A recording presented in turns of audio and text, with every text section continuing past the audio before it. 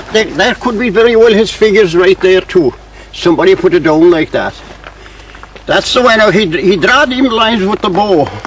He just put the bow and he'd go like that and he'd go like that and he'd go like that. He'd get 5 lines now. 1, 2, 3, 4, 5.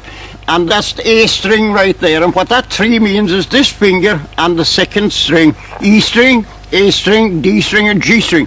That would be the 3rd finger and the 2nd string. Here is E string, E, A, D, G.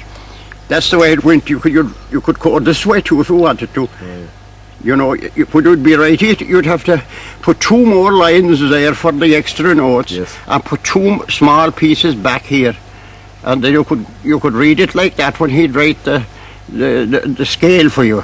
You know. Oh, I see. So that's the way the tune is written. But when he'd teach you, there's a little more.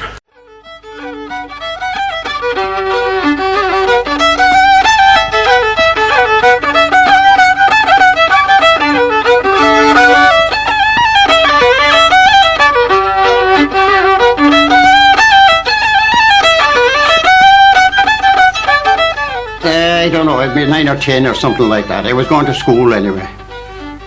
So Patrick Keefe came over, raised up the window of the school. He knew the teachers. He told the teachers, he said, let out young Cronin, he said.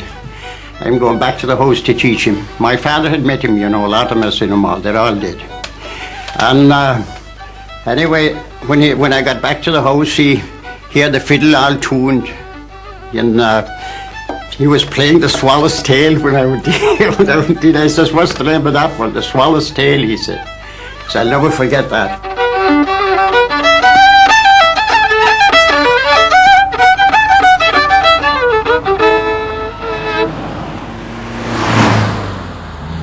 That's the Swallow Tail. That's exactly the way he wrote.